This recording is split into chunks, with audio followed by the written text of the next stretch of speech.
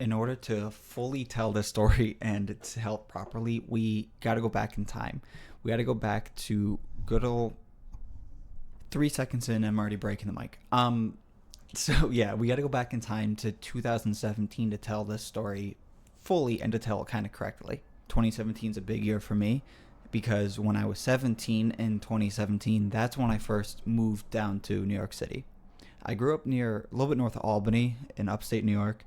Lived there obviously my whole life. Bounced around a little bit, different cities, different apartments, different places like that. But my whole life was up there. First moved down here to go to Pace University. That's down in the financial district, all the way at the southern end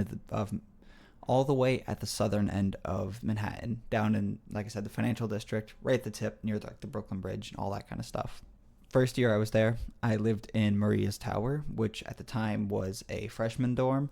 It's all changed around now, but Maria's Tower, right above the main school, that's where I lived, in room 705 with my friend and my roommate at the time, Evan. Maria's Tower was great. Maria's Tower was very New York City in the way that it was dirty. It was gross. There was cockroaches. We used to have those in the room. I actually probably have some clips of them being in the room. I was trying to get them. But it was fun. Communal bathrooms, all the kind of regular dorm stuff. After that, for my sophomore year of college, which was then 2019 into 2020, I lived in another dorm, and that was... what was the name of it? Beekman, 33 Beekman Street. It was right adjacent to the school, and fun fact, it's actually the world's tallest residential, college dorm tower. It's 34 floors. I was on floor 25 in room 2512, again with Evan. This is cool because this was super cool because it was like high-rise living, but at a college level, because it was so high and the building was really fancy. I liked it. We had individual bathrooms, like for just you and your roommate, you'd share it, which is cool. Very different than, the dorm room where you shared it with the whole floor. And it gave me my first sort of living on my own experience in a way, because I felt a lot more grown up than living in Maria's Tower the previous year. 2020, at the end of living in the dorms there, is when I moved out to Brooklyn.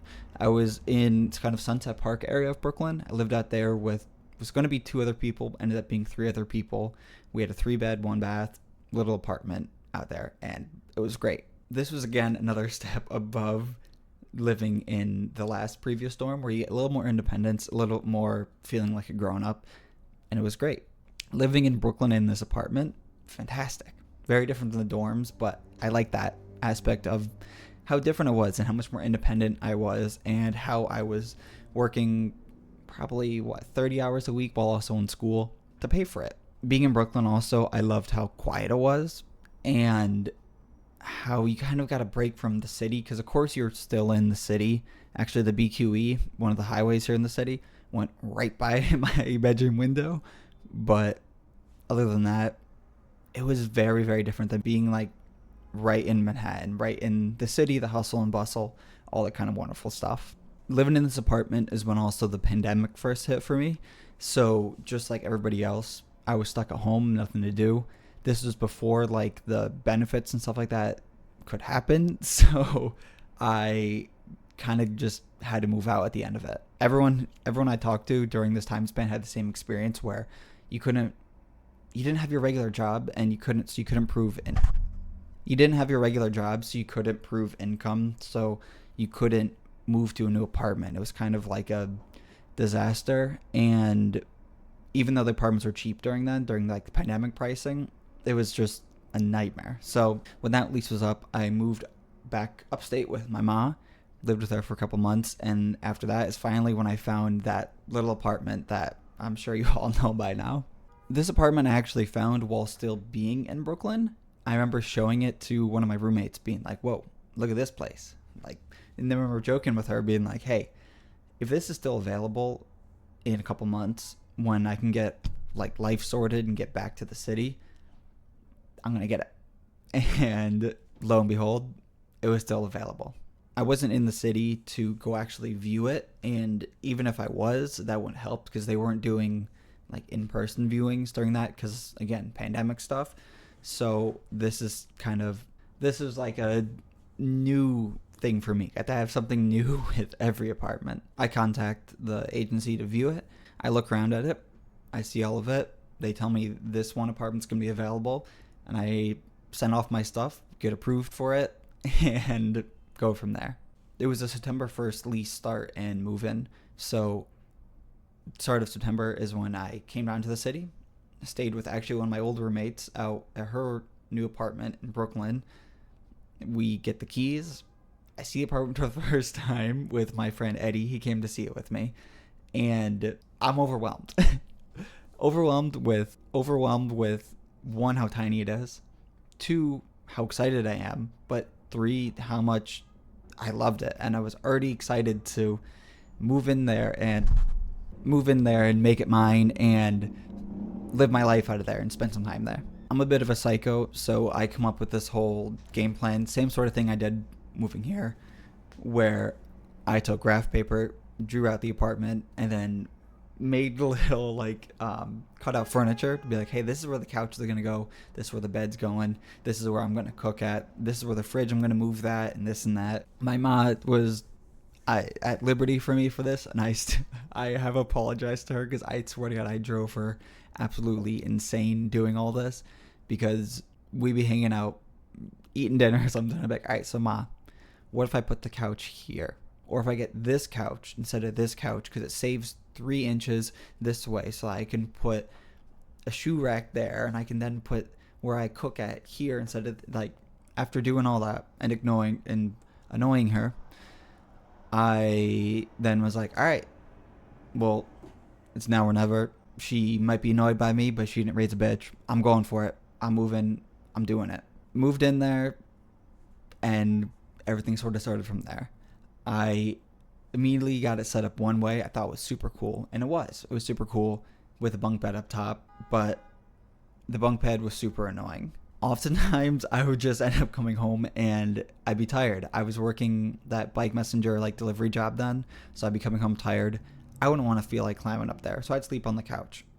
So after being there for a year, I made the smart decision, got rid of the bunk bed, just had the couch.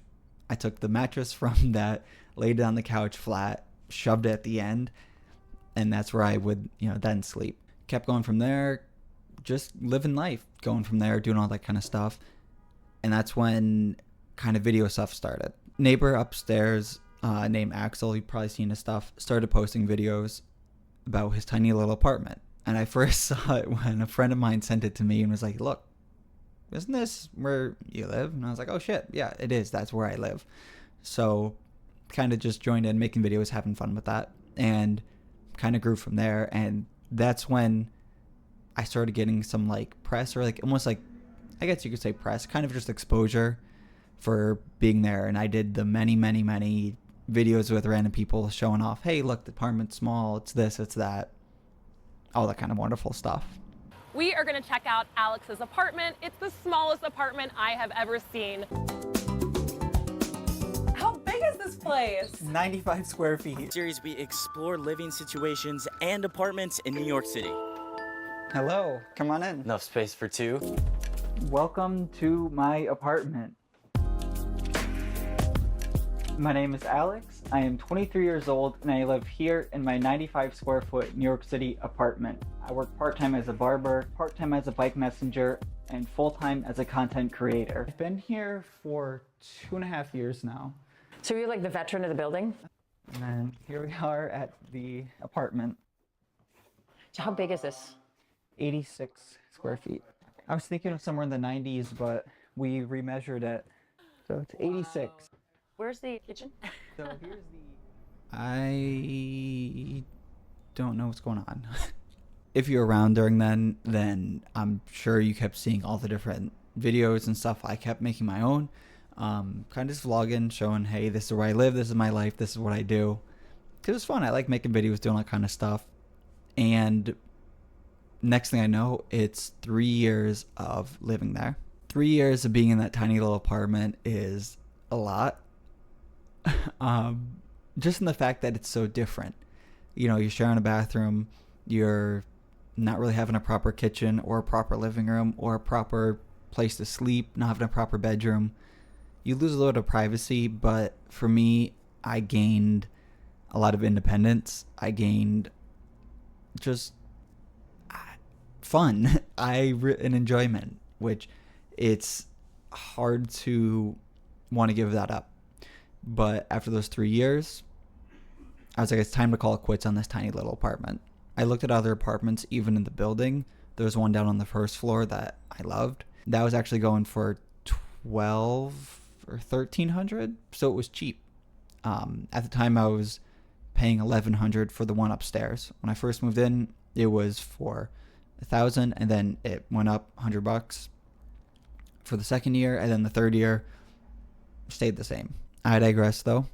So after not taking that apartment downstairs, and after doing everything, I was like, you know what? It's time to leave. It's time to leave the little smallest apartment in New York City.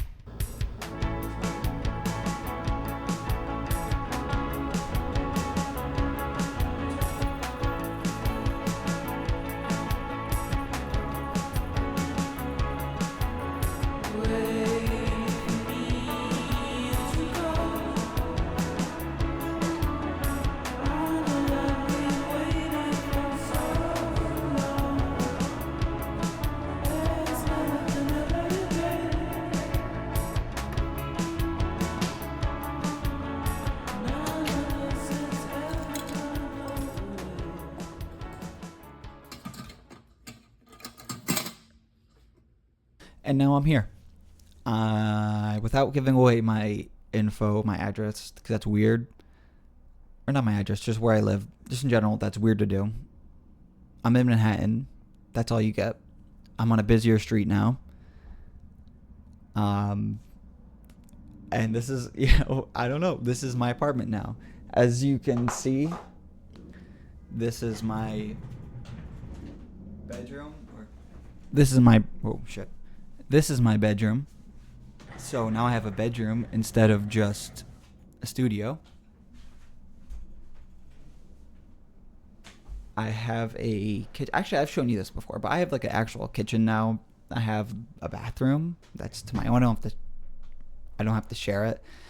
And I like the aspect of being in like a quote unquote real apartment, not being in a closet as people like to say, but I do miss the old apartment.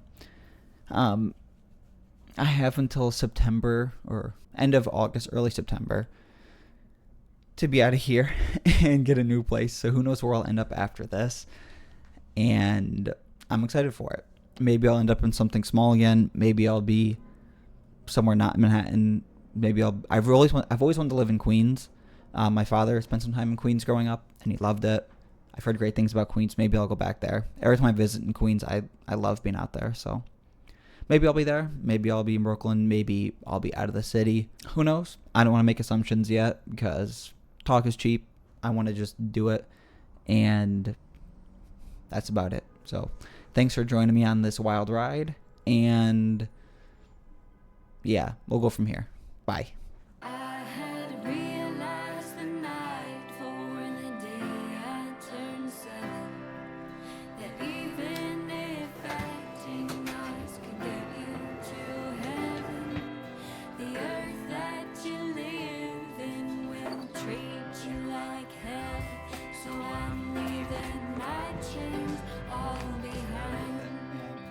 Aesthetically, I think it looks